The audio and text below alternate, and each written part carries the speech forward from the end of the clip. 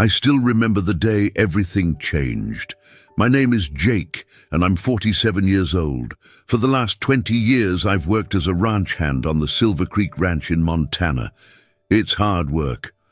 Early mornings that start before sunrise, long days under the scorching sun or freezing snow, physical labor that breaks your body down over time, leaving your hands calloused and your back aching.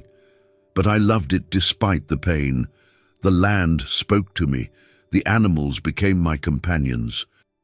The simplicity of ranch life brought peace to my soul. The problem was my boss, Mr. Harrison. He was a third-generation rancher who inherited the place from his father and grandfather before him. He was proud of his lineage, arrogant about his position, looked down on us workers like we were beneath him in every way. To him, we were just hired help. Not people with brains or dreams or potential, just bodies to do the work he didn't want to do himself. Tools to be used and discarded.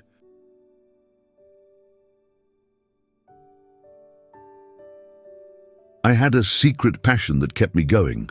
I loved to design, to create, to solve problems through drawing and planning. Every lunch break, I'd find a quiet spot away from the others, pull out pieces of scrap wood from the burn pile, and sketch ideas with a stub of pencil I kept in my pocket. Designs for better fencing systems that would save time, more efficient barn layouts that would protect the animals, water conservation systems that would reduce waste.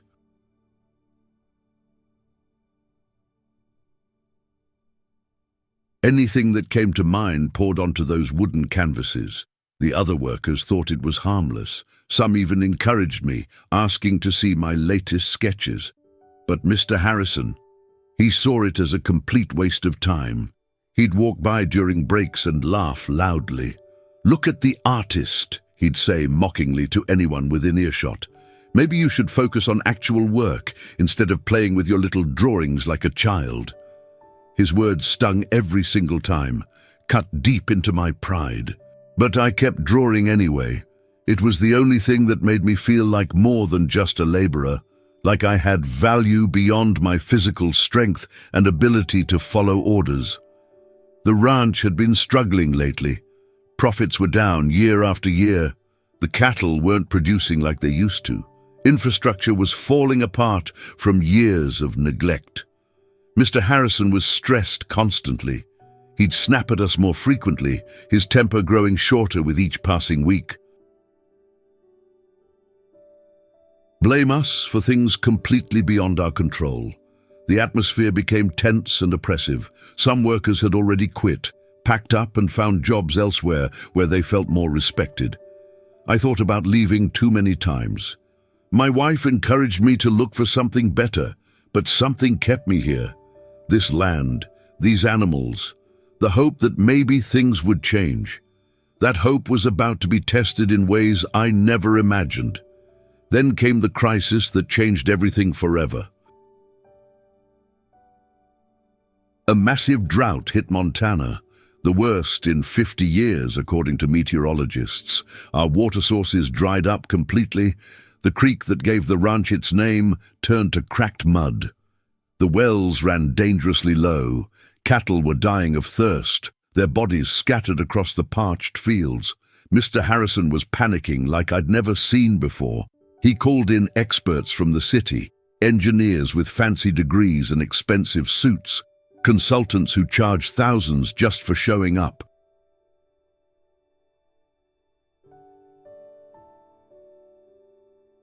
They all said the same thing after surveying the land. Without a completely new water system, the ranch was finished, done, dead.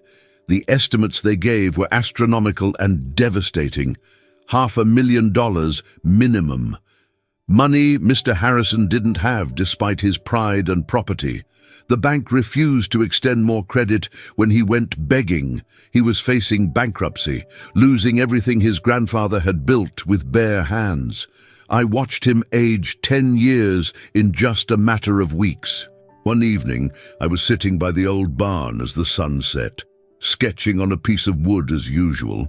I'd been thinking about the water problem constantly, about solutions that didn't cost a fortune. I'd grown up on a ranch myself before my family lost everything. I understood the land intimately, the needs, the natural flow of water and elevation. I'd drawn up a plan over several weeks, a system using gravity-fed pipelines and strategic reservoir placement at specific elevation points. It would use the natural topography instead of fighting against it. It would cost a fraction of what those city experts quoted, maybe $60,000 total if we did most of the labor ourselves. But who would listen to me?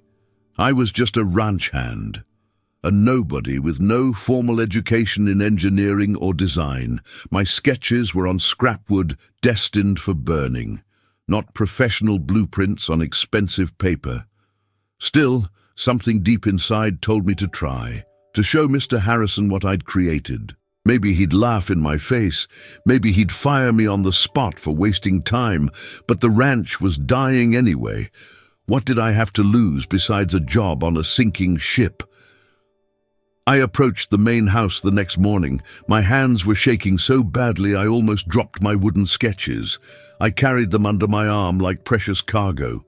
Mr. Harrison's wife answered the door when I knocked. She'd always been kind to me over the years, treating us workers like human beings.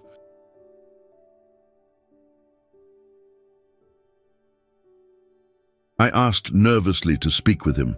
She hesitated, seeing the desperation and determination in my eyes, then nodded slowly. Led me through the house to his private office. Mr. Harrison looked absolutely terrible when I entered. Unshaven for days, dark circles under bloodshot eyes, papers scattered across his desk in chaotic piles, financial statements showing red numbers. He glanced up when I entered his sanctuary. "What do you want, Jake? I'm busy trying to save this place." Bicky, his voice was sharp and irritated, on the edge of breaking. I almost turned around right then, walked out and forgot the whole thing. But I forced myself to speak. "Mr. Harrison, I have an idea about the water problem we're facing." He laughed, not a happy laugh, a bitter, exhausted, desperate one. "You? You have an idea? The experts with all their education couldn't solve it, but you think you can?" The sarcasm was thick enough to cut, but I pressed on despite my fear. "Just hear me out. Please, 5 minutes of your time." Something in my tone made him pause, made him see the seriousness in my face. He leaned back in his leather chair, gestured impatiently with one hand. "Fine, you have 5 minutes. Make it count, because I don't have time for nonsense." I spread my sketches carefully on his desk, began explaining my design in detail, how we could use the natural elevation of the eastern hills, create a gravity-fed system that required no pumps or electricity.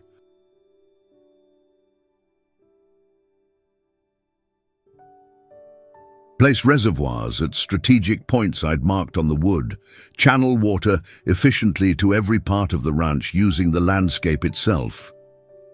At first, he wasn't listening at all, just staring at the wood pieces with contempt and dismissal, probably thinking about how to fire me gently.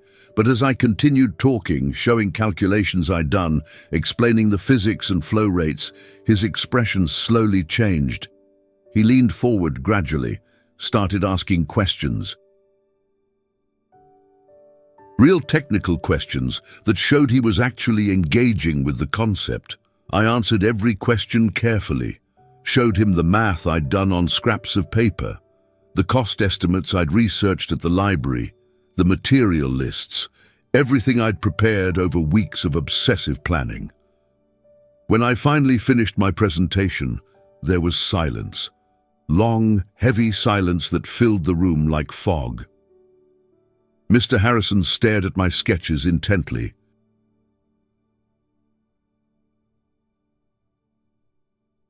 Then looked up at me with an expression I'd never seen before, something like respect mixed with disbelief.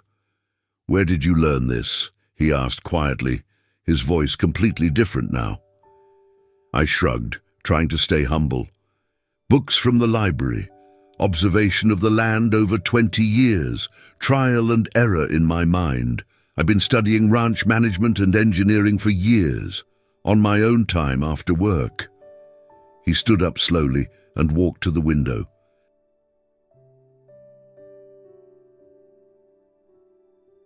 Stared out at the dying land that was his legacy and burden. "Why didn't you say something before now? Why wait until we're on the edge of destruction?"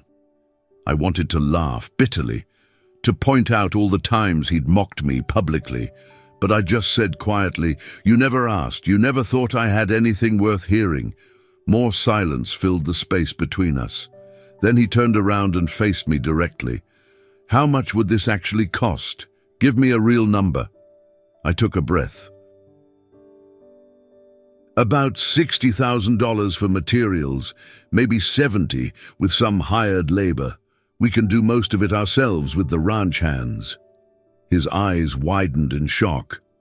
"The experts quoted $500,000 at minimum." I nodded calmly. "They overcomplicate things to justify their fees. This is simpler and more elegant, uses what we already have, works with the land instead of against it. That's the secret they don't teach in expensive universities." He studied me for a long, evaluating moment, then made a decision that would change both our lives. "Okay, we'll try it, but if this fails, you're done here. Understood?" It wasn't exactly a vote of confidence or trust, but it was a chance, the only chance the ranch had left. I nodded my acceptance. I got to work immediately that same afternoon. Mr. Harrison gave me a small budget and access to the ranch accounts, told me to hire whoever I needed from the existing crew.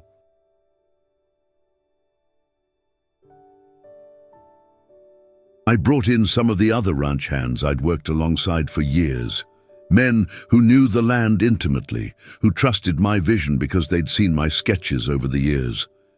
We worked brutal 16-hour days under the relentless sun, digging trenches through hard Montana soil, laying pipes with aching backs and blistered hands, building reservoirs with concrete we mixed ourselves. It was backbreaking work that tested every limit, but there was purpose and meaning in it now. We weren't just following orders blindly. We were creating something real, solving a life or death problem, saving the ranch we all loved. The other workers saw my sketches spread out each morning, started contributing their own ideas and observations, pointing out things I'd missed. It became a true team effort, a collaboration of men who'd been dismissed as simple laborers, but who possessed deep knowledge and creativity. Mr. Harrison watched from a distance daily, skeptical but desperate enough to let us continue without interference. 3 weeks into the project, we hit a serious snag. The main pipeline route I'd planned ran directly into unexpected bedrock. Couldn't dig through it without expensive equipment we couldn't afford. We needed an alternative path immediately. I spent an entire sleepless night redesigning on scrapwood, calculating new angles and flow rates. Finally found a solution as dawn broke. A longer route that went around the bedrock. It would work. It had to work. The workers trusted me completely now, followed the new plan without question or hesitation. That trust meant everything to me, more than money ever could. It pushed me to work even harder, to make absolutely sure I didn't let them down. By the end of the second grueling month, the system was finally complete. Every pipe connected, every reservoir filled. Time to test if my design actually worked, or if I'd led us all into failure. Everyone gathered that morning. Workers from every part of the ranch, Mr. Harrison standing front and center, even some neighbors who'd heard about our project. I walked to the main valve with trembling hands, said a silent prayer, opened it slowly. We waited in agonizing silence. For a long, terrifying moment, nothing happened at all. My heart sank into my boots. Then water began flowing with a beautiful sound. Through the pipes we'd laid with such care, into the reservoirs we'd built with our own hands. Down to the troughs where cattle waited desperately. The system worked perfectly. Water flowed exactly as I'd designed. The cattle sensed it immediately and rushed to the water, drinking deeply and gratefully. For the first time in months, they had unlimited access to clean, fresh water. The workers erupted in cheers and celebration, slapped me on the back with genuine pride. Even Mr. Harrison cracked a small smile. Tiny, but it was there and real.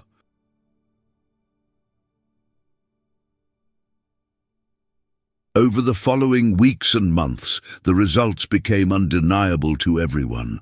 The cattle recovered their health and weight, started producing milk and calves again. The ranch stabilized financially, then actually began to thrive for the first time in years. Mr. Harrison's entire demeanor changed toward me. He started asking my opinion on other ranch matters, treating me less like hired help and more like a valued consultant. One day, he called me to his office again. This time, his tone was completely different, respectful and humble. "Jake, I owe you a serious apology. I underestimated you badly, mocked you for your drawings and creativity, but you saved this ranch, saved my family's entire legacy from destruction." I didn't know what to say to that. The apology I'd never expected to hear, just nodded quietly and waited. "I want to make you ranch manager officially," he continued with conviction, "with a significant raise in pay. And I want to implement more of your designs across the entire operation. You have ideas and vision I desperately need. It was everything I'd ever wanted professionally. Recognition after 20 years of invisibility, respect instead of mockery, a position where my ideas would actually matter and be implemented. But there was one problem I needed to address first, one dream I'd buried but never killed. Mr. Harrison, I appreciate this offer more than you know, but I need to ask something first." He raised an eyebrow curiously. "What is it?" I took a deep breath and spoke my truth. "I want to go back to school, study engineering properly and get certified. Get the education I never had. I can be so much more valuable that way." He was quiet for a long moment, processing this unexpected request. Then he smiled genuinely. A real smile this time that reached his eyes. "I'll do you one better than that. I'll pay for your entire education. You work part-time here while studying. When you graduate with your degree, you come back as Chief Operations Officer. Help me modernize this whole ranch operation top to bottom." I couldn't believe what I was hearing. After 20 years of being invisible and mocked, I was finally truly seen. Not for my muscles or labor, but for my mind, for my creativity and problem-solving, for the very things Mr. Harrison had ridiculed. Those drawings on scrapwood had changed everything.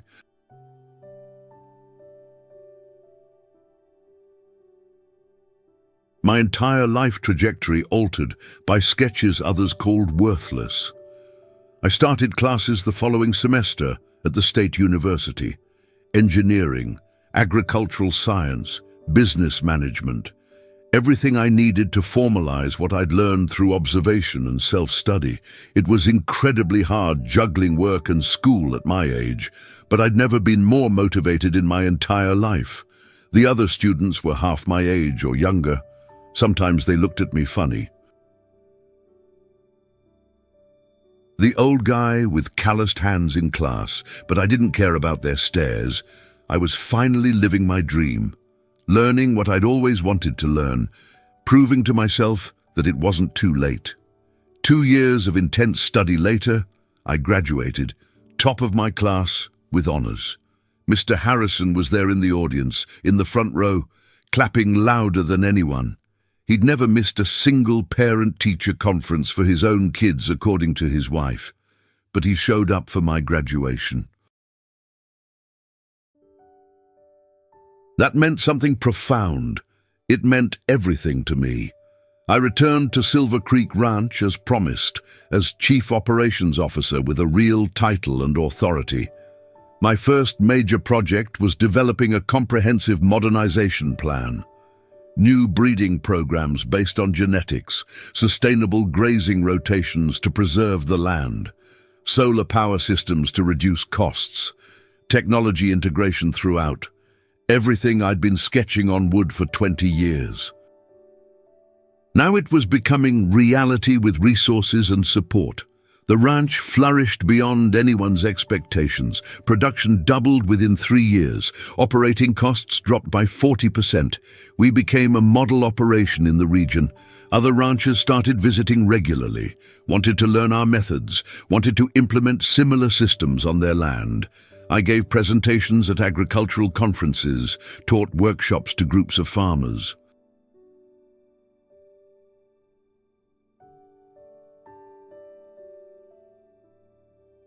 Shared everything freely because I remembered being dismissed. Mr. Harrison and I developed a genuine friendship over time.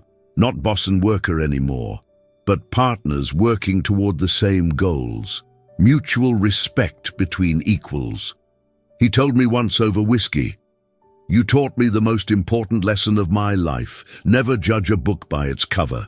Never assume someone's potential based on their current position or lack of formal credentials." I made it a point to hire young workers who showed curiosity, who asked questions instead of just following orders, who had ideas and weren't afraid to share them. I remembered too clearly what it felt like to be dismissed and mocked. I vowed never to do that to anyone under my authority. If someone had a sketch or thought or dream, I listened carefully. Some ideas were terrible, sure, but some were absolutely brilliant. You never know which until you actually listen with an open mind. 5 years after implementing my original water system, Silver Creek Ranch was completely debt-free, profitable every quarter, thriving in ways it hadn't in generations. Mr. Harrison retired comfortably and handed the ranch to his son. But the son wanted me to stay on, trusted my leadership and vision completely. I agreed without hesitation.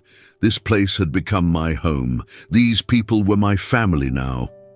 Looking back now at 52, I'm actually grateful for those dark days. The drought that threatened everything, the crisis that forced change, the desperation that created opportunity. Without them, I might have stayed invisible forever. Might have died with my sketches unseen. Sometimes it takes disaster to reveal opportunity, to force necessary change, to show what we're truly capable of when circumstances demand it. My sketches on scrapwood weren't just drawings or idle hobbies. They were proof that value exists everywhere, in everyone, in the most unexpected places and people. If only someone takes the time to look past the surface, to listen past their assumptions, to see potential where others see only limitations. I still sketch regularly even now, but now on proper drafting paper in a real office, with a team of designers and engineers. We develop new systems and innovations, but sometimes, for old time's sake and to remember, I grab a piece of scrap wood, draw something simple with a pencil stub. Remember where I came from and how far I've traveled. Remember that creativity doesn't need fancy tools or expensive education. Just passion, persistence, and the courage to share your vision with the world, even when everyone's laughing at you, especially then. The other day, a young worker approached me nervously, holding some crumpled papers covered in sketches. "Sir, I have an idea about the feeding system, but I'm probably wrong and wasting your time." I smiled warmly and took the papers from his trembling hands. "Let me see. Every idea deserves serious consideration." His design was rough and unpolished, amateur, but the core concept was absolutely sound and innovative. "This is good," I told him honestly. "Really good. Let's develop it further together." His face lit up with joy and relief, the same way mine must have lit up when Mr. Harrison finally listened. That exact moment, when someone sees your potential, believes in you, takes you seriously. It changes everything forever. It changed me completely. And now I get to pay it forward every single day. Thank you so much for listening to my story. I hope it reminds you that your ideas matter deeply. Your creativity has real value, no matter what anyone says or how they laugh or dismiss you. Keep drawing, keep creating, keep believing in yourself. I'd love to hear from you in the comments.